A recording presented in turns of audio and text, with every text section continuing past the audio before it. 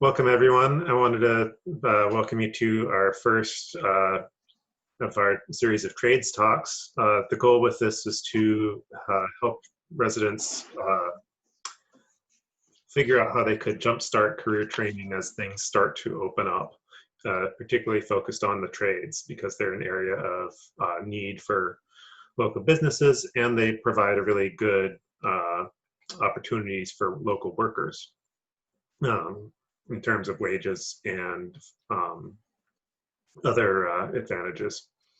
I wanted to welcome Bryan Johnson, who has kindly offered to give our first presentation here. He's the co-founder of Island Craft Builders and a really big proponent of trades careers and trades education. So thank you, Bryan, for coming, and thank you all. And I just want to remind people that this will be recorded and put it up online. But thank you. Great. Hi. I want to just say hi. Sorry, Krista, I'm going to call you out since you're here. Are you willing to say hi and kind of be part of a discussion, or would you prefer to just be an audience? Or? Oh, I'm more than willing to participate. I just couldn't unmute myself on my iPad, but yeah. So I'm Krista Campbell. I run the chamber office over on Lopez, and so okay. I'm just kind of sitting in to see what information I can pass on to some of the people over here who might be looking for work. Great. Hi, Krista. Hi. Nice to meet you. Great. Well, Mickey, do we want to stall a little bit in case any of those folks that were in the waiting room come back, or should I just go ahead and get started? I think maybe just get started, and like I said, we'll see if people come in, or if I start keep an eye on my email in case people are starting to tell me that they were trying to get in and couldn't. So. Great.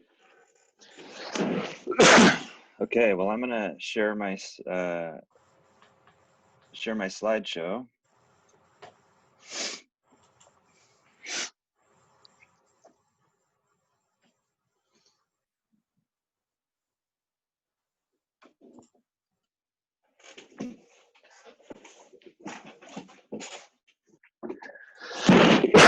Okay, well, this is just a little intro about myself. I'm going to keep that short, but I'm a carpenter and a general contractor. This is a photo of my family and me on the Ferris wheel in Seattle,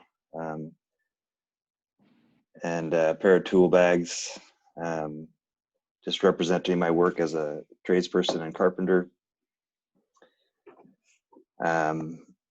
Another thing I'd like to mention about myself is that I have a goal or a mission to raise up the next generation of highly skilled craftspeople. As we watch many of the skilled tradespeople retiring, the trades just are often an afterthought. A lot of young people just don't know how great they are. Not society.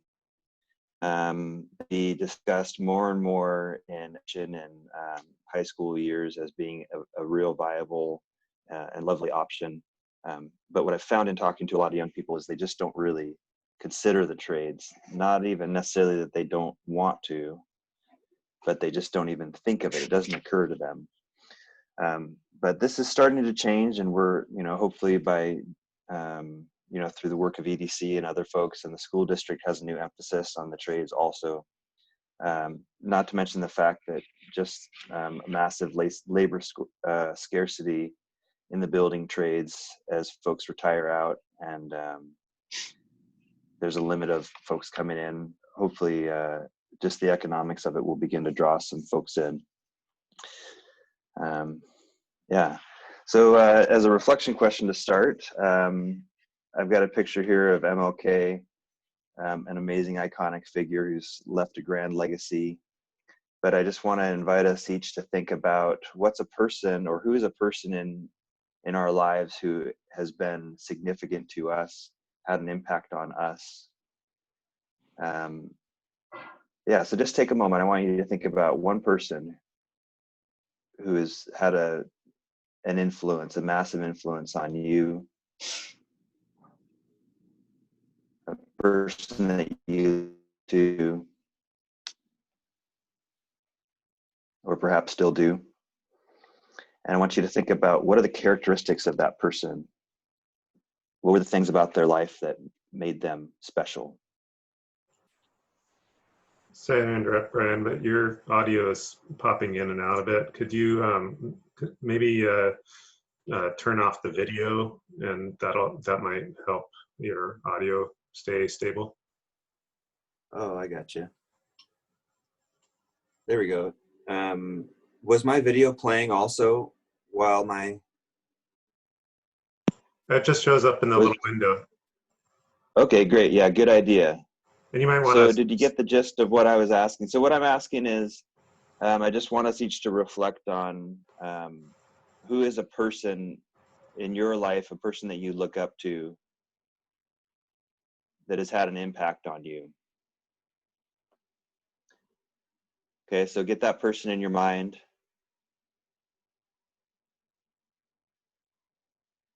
And I want you to think about, what are the traits or what are the things about that person that made them special?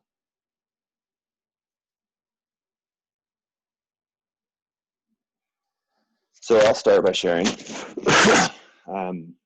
And we'll open it up to others to share if they're interested or willing. The person that I think about is my grandfather, the greatest person I've ever known. And just so happens that he was a carpenter, which I'm sure had an effect on my decision when making a career transition myself, to circle back. But an amazing man, a loving man, a pillar of his family, husband, father, grandfather.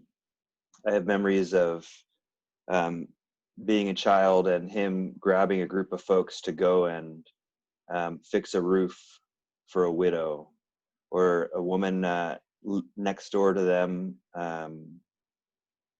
an elderly woman who just was always struggling and didn't have enough, and they just adopted her and took care of her. And I remember seeing, you know, for me, I'm partial to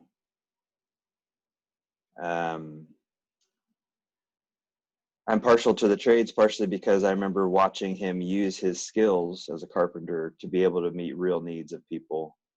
I have another memory of, I just have so many memories of him seeing me, seeing my needs or struggles or trying moments, and just being right there, engaged, fully checked in.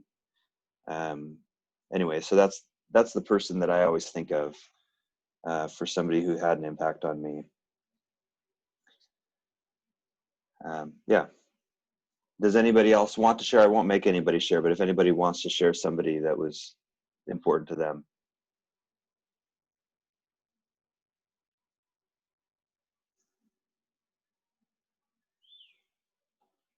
Okay. Well, we're going to go ahead and move on. And the reason I mention that is I just think it's worthwhile, especially, you know, something like career, right? We think about life direction. What am I going to do? What's my future look like? What's the trajectory of my life? Where am I going? I think it's just a helpful exercise to think about, you know, zoom out, think about the people that we really admire, and let that influence our thought process around what we do, what we're doing, what we will put our effort toward as we walk through this journey toward vocation. Okay, so that's a big picture idea, but what is the way that we make that decision about career and what we will do? How do we chart the course of our careers, and, you know, what are the things that matter? So I want to present this idea of job satisfaction as being a core element as we pick our career. I'm borrowing three keys to job satisfaction from a wonderful book that I highly recommend called "So Good They Can't Ignore You" by Cal Newport. Um, he essentially why skills trump passion in the quest for work you love.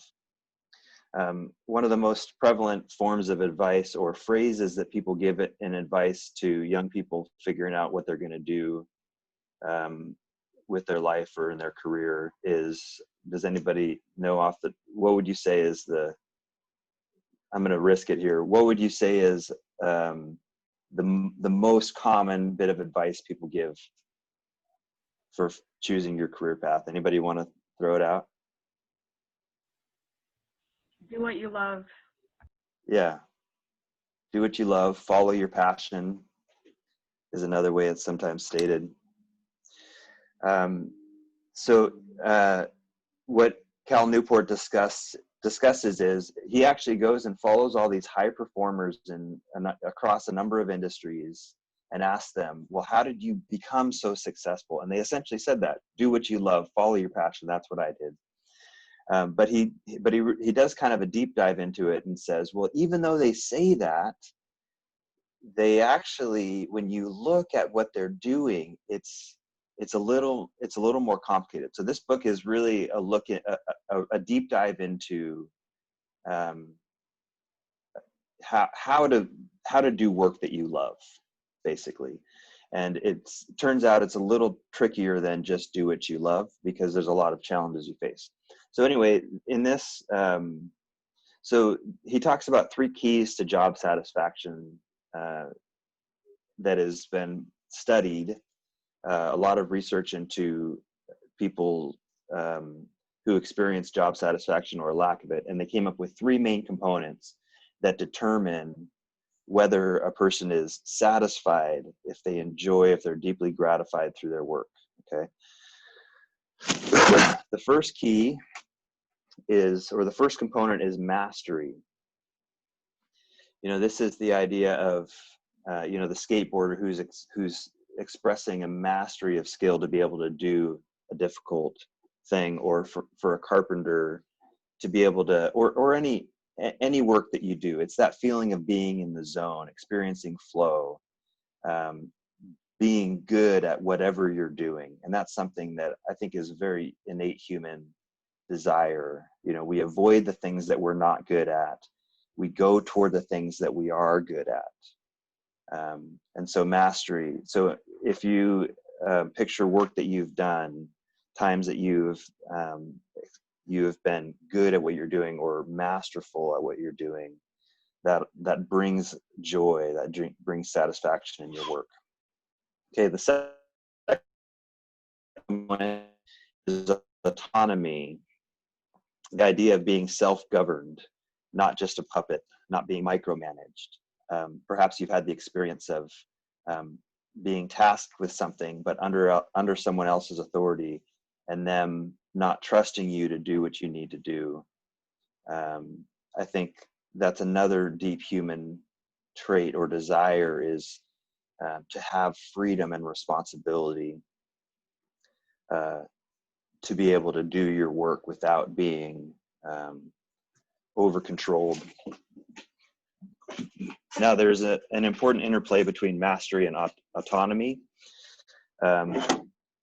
Perhaps we've also had the experience of being thrust into a situation where our mastery did not, we had autonomy, but we didn't have the mastery of whatever skill. And so we felt over our heads, or we felt like the responsibilities that were before us were more than we could do. And there's a way that having too much autonomy without enough mastery can actually be really unhelpful, demoralizing, or even crushing.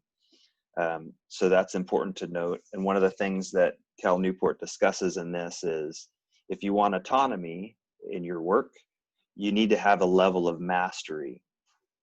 Because if all you want is to have autonomy to do your own thing, let's say you start a business, but you're not actually good at the business that you're doing, you're gonna have a really hard time finding people that will pay you to do that thing without the requisite mastery involved.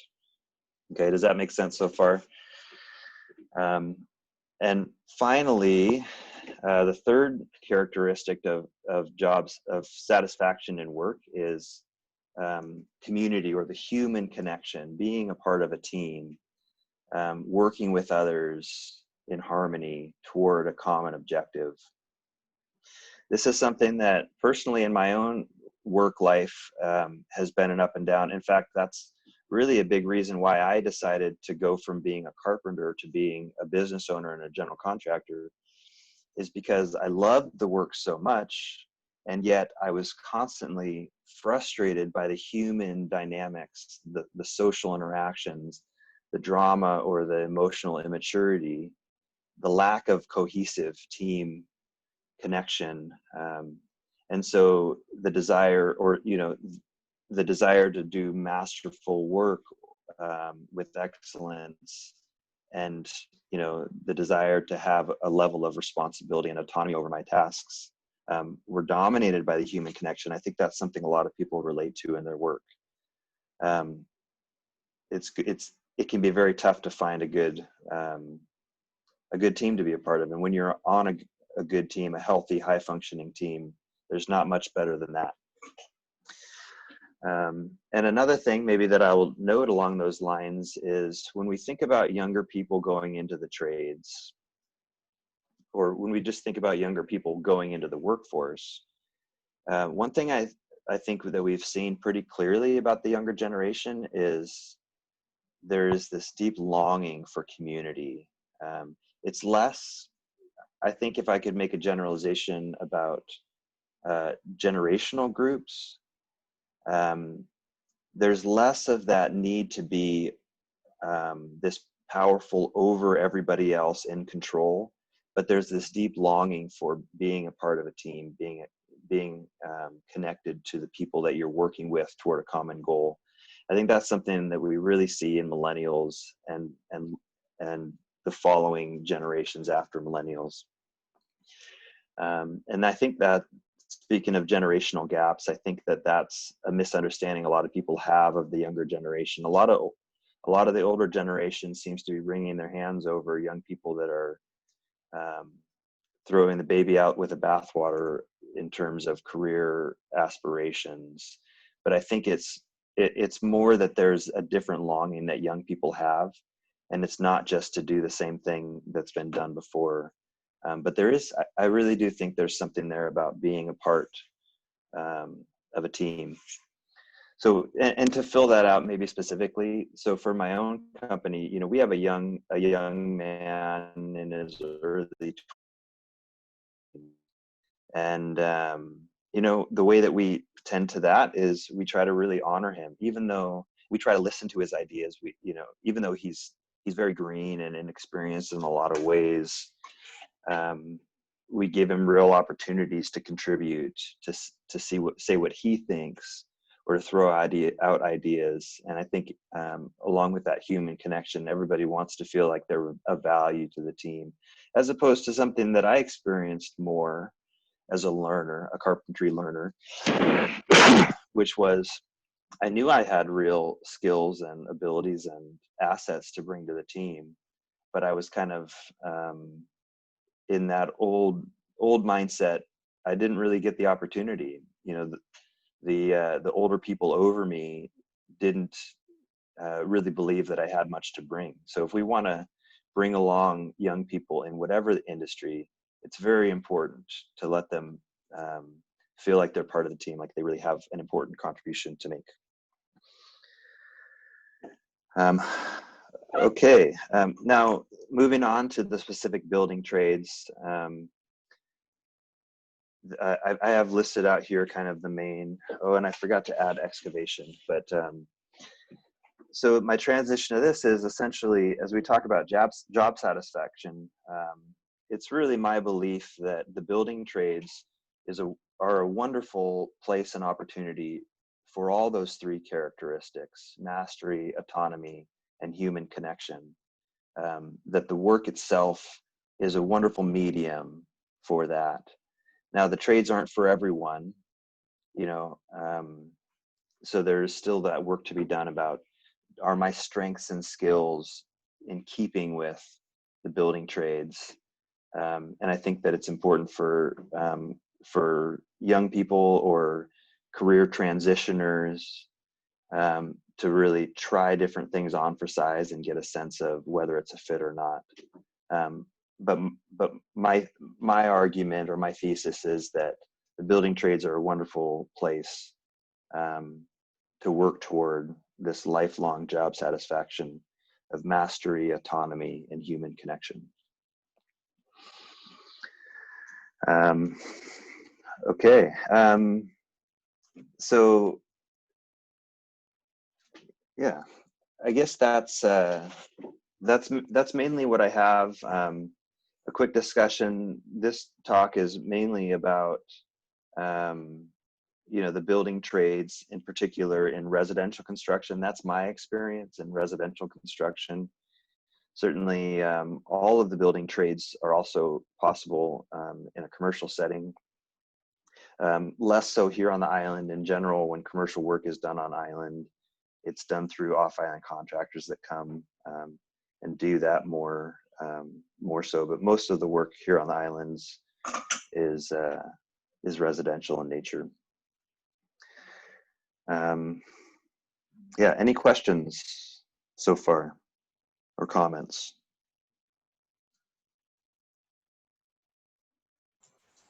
Maybe you're going to be talking about this in the next slides, but can you talk a little bit about how like the training required getting into the construction trades?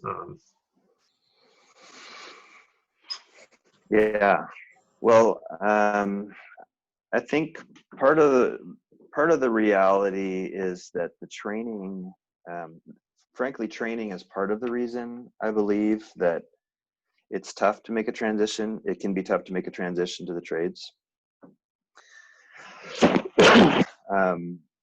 So one route towards gaining mastery in any of these trades is to go through a trade school, a technical college, and that's a route. Or another is to go through a union apprenticeship program. Those are both wonderful routes. Union apprenticeship is perhaps the ideal in that people get to have a mix of hands-on, on-the-job training while getting paid through the union, kind of at a sliding scale based on experience. You start out at a level 1 apprentice, and as you log a certain number of hours and as you go through different kind of educational blocks, maybe it's every 3 months you do a 2-week in-class training. So it's this very standardized apprenticeship program that's been developed over decades or longer through unions, whether that's carpentry, plumbing, electrical, welding, whatever it may be. So that's one route. We don't have access to that here on the island, so that's something that you would have to go elsewhere. You'd have to live in Bellingham or Seattle or Everett or some other place to do that. And the other thing is that that's dependent on availability, being able to find a slot. And I'm actually not too familiar with the current scene and what that availability is like. One downside to that, frankly, as somebody who's a builder here on San Juan Island, is in some ways there are some limitations to going through an apprenticeship. For example, we've been, trying to find, people to add to our team, carpenters. And one of the things that I observe as we go through different resumes of folks who might be applying for work with us, and I notice there's a ton of people that have really specialized areas of expertise. For example, building scaffolding. So scaffolding is important for a building project. You need to have a platform that you can work on so you can do the work efficiently. But when I'm looking for somebody for work here on the island, I want somebody that has a broad set of skills. I don't, something like building scaffolding and being an expert of scaffolding building, that's not going to serve me as a builder very well, because I need people that have broad experience. So that maybe leads us to another option, which is just to learn here, or to learn on a job with a team that is building in a specific trade, whether that's plumbing and electrical, or work as a carpenter apprentice or a learner in carpentry. And then you can be exposed to the full spectrum of building phases. Now, the downside to that, the upside is getting exposed to more broad skills and tasks to be performed. The downside is that it really is dependent on the person that you work for, the company you work for, and how serious they take developing their people. And a small company is not going to, except for the most exceptional ones, not have much of a systematized apprenticeship program. So it really is dependent on the jobs that come and go within the company. Yeah, is that helpful, Nikki? Is there any other questions on that point? Well, I don't want to monopolize the questions. If anybody else has questions, you can always unmute yourself to ask them. But I did have some more questions about so there's different licensing requirements for each of those, and that's going to influence what training routes you'd want to go down to, right? So Sure. Talk a little bit about that, especially like carpentry versus plumbing and electrical, for example. Yeah. So, but yeah, I'm not quite exactly sure or familiar with the exact licensing issues for plumbing and electrical, but part of it is, if you want to be your own plumber or electrician, there are kind of regimented number of hours that need to be performed. There's ongoing education for licensed plumbers and electricians. You need to log a certain number of hours and then pass a test to verify your skill and experience. For a young learner, or for a new plumber or electrician, the path, if not the apprenticeship program, the path would be to go and work for a licensed plumber or electrician under whom you would work. And in that way, you gain your hours, you learn the skills needed and the concepts. And then in addition to that, you can study toward being able to take the exam and become licensed. Yeah, so that's essentially how that would work. Carpentry, there's not, it's different if you're a carpenter or a general contractor. There's actually, in the state of Washington, there's no kind of regulation of general contractors. So you do need to have a license. You need to go through Washington State L&I to become a registered company, and you need to have money towards being insured and having an insurance bond.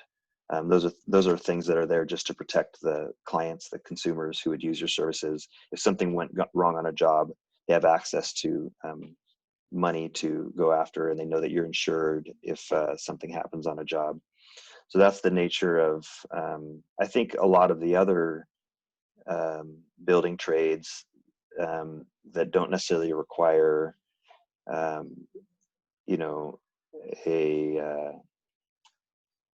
a test or that type of thing to be licensed, but you do need to have insurance and such.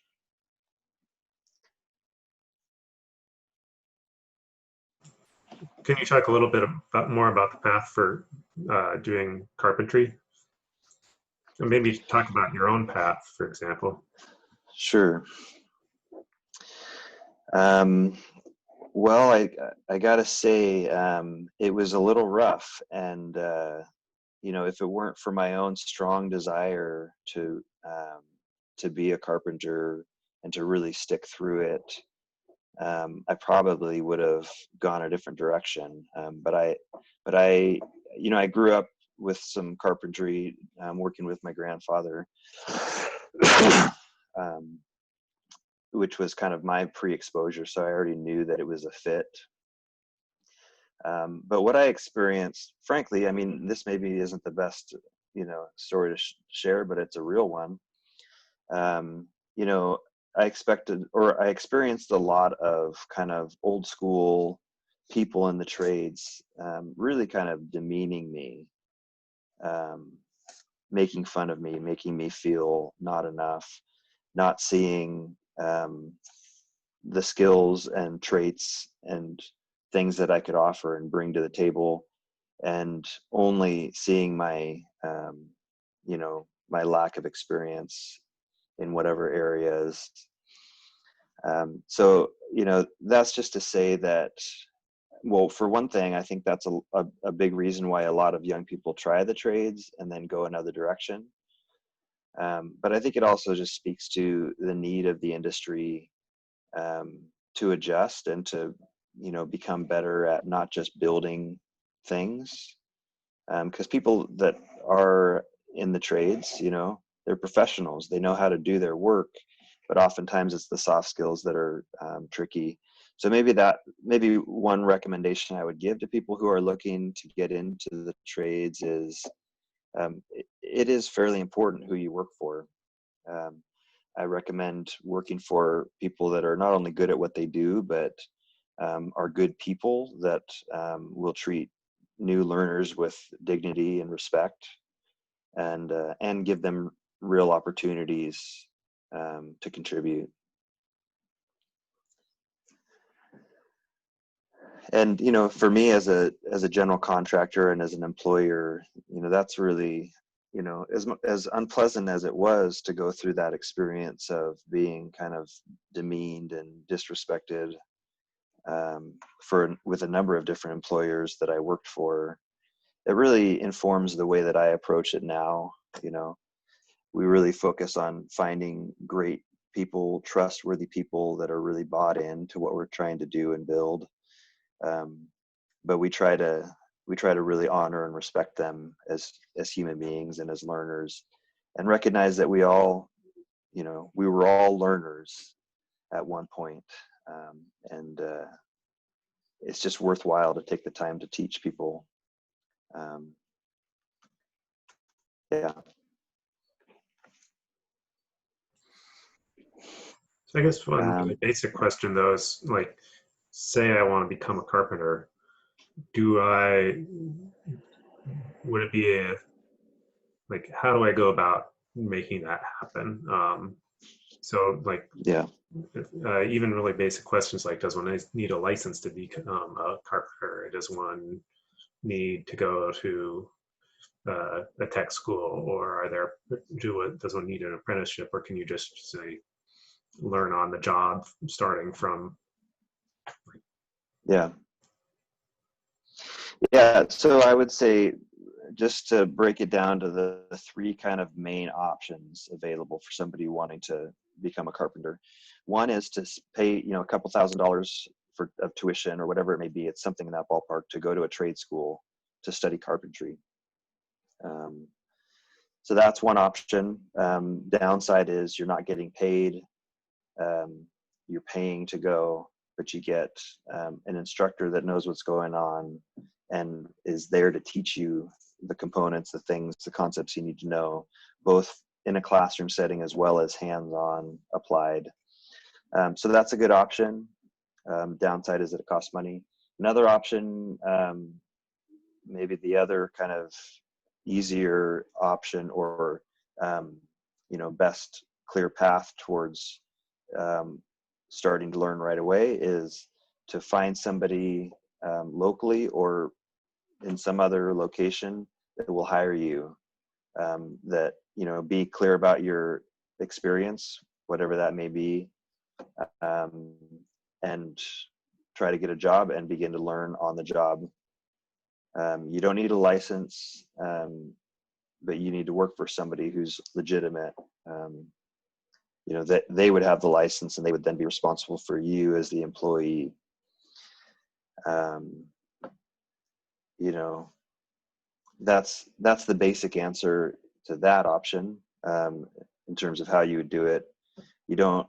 You would need a certain number of basic tools, tool bags to carry. You know, hammer, square, tape measure, razor knife, pencil, kind of the basics. You know, and then you can continue to build your tool supply as you're an employee. But an employee would be responsible for supplying, you know, job site tools and supplies. And yeah. And then finally, the third option, which is, you know, which would be to go through an apprenticeship, through a union apprenticeship.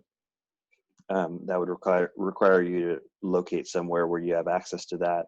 You have to pay, you know, some kind of a startup fee. It's probably in the ballpark of $600 to $800 to become a member of the union.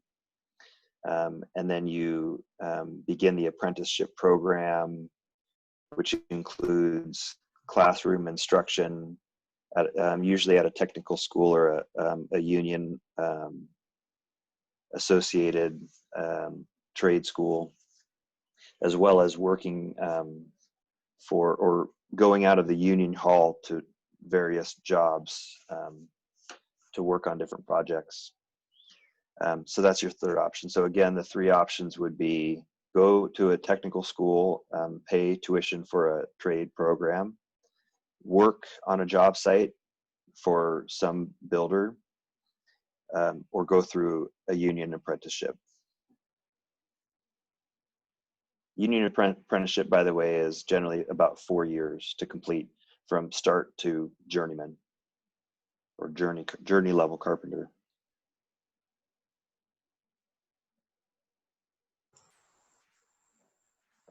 Okay.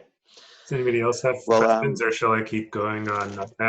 Questions I can ask, but if anybody else has questions, I don't want to. Thanks, Mickey. That's helpful for you to help kind of fill out some of the particulars of that of the route. I appreciate that.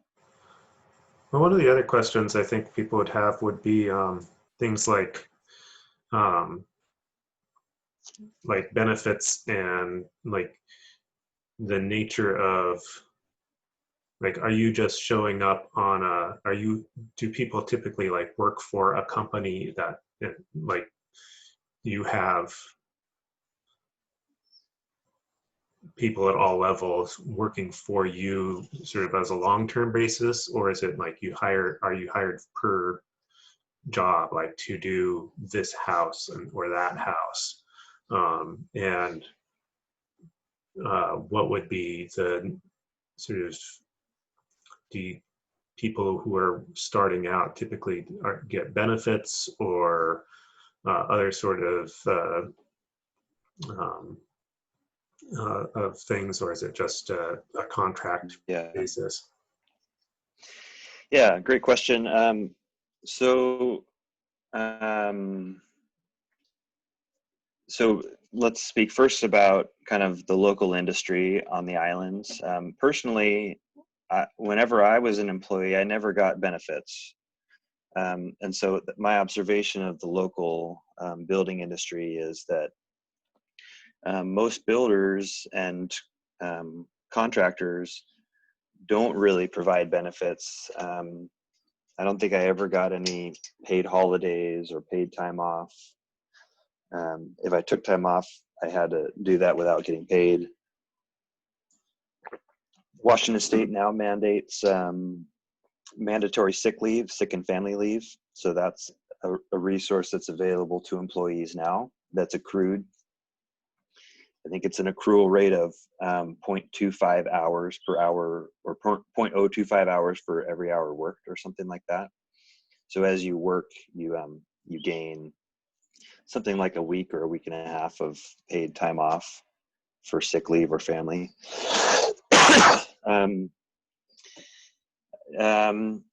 Yeah, anyway, but some companies do provide benefits. My company, Island Craft Builders, we actually do, partially because we're really trying to build a high functioning, excellent team of people that want to stay with us for the long haul. And so, we offer, accrued paid time off, 2 weeks a year starting. Again, accrued as you work hours. We give bonuses. We have retirement matching, healthcare stipend, and then I think we have something around 8 paid holidays a year. So, but my experience is that that's fairly unusual. I don't actually know of other companies that do that. As for hiring people long-term versus on a contract basis, my experience is that most builders in general hire people for the long term. The reason for that being that it's very expensive to train people. So you don't want to be constantly training new people. You want to train people that are a fit and that will stick around and continue to work, and know how you do things, what your expectations are, have a chemistry within the team to be able to be productive. Now, in a union apprenticeship, the dynamic is different because the union itself kind of takes on the burden of training. And so the way that works is the union is responsible for training the apprentices as they go through the apprenticeship, and they pay for classroom time, and then jobs. People who apprentices get jobs by going through the union hall.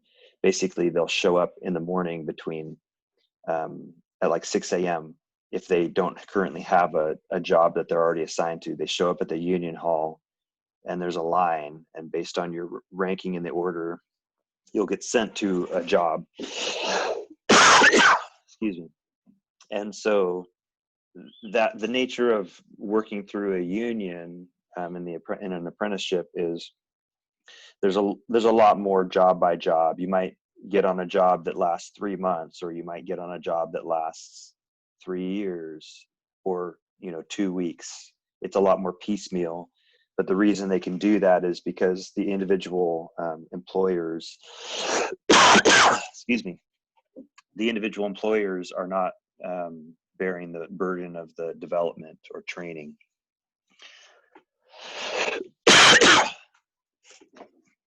Okay. I think we're coming up on our time here, so I just want to move on to kind of my last point, which is, it probably takes something around 10 years to become really a master of any of those trades, any of those building trades. So the one other option that I like to throw out, and this has been my path, is that once you gain a level of mastery and really understand deeply that trade or skill that you've spent all that time perfecting, you still have a lot to learn, but you open up the possibility of starting a business or becoming an entrepreneur, building a team of highly skilled craftspeople. And so that's another option, I think, for young people that are interested in that sort of thing, to be able to be a business owner, to create a culture, to build something bigger than just me working in exchange for an hourly wage. Yeah. So yeah, to sum up, that's another option to look down the line at, potentially, if you're considering a job in the trades, that there's other opportunities that open up after that level of mastery is achieved.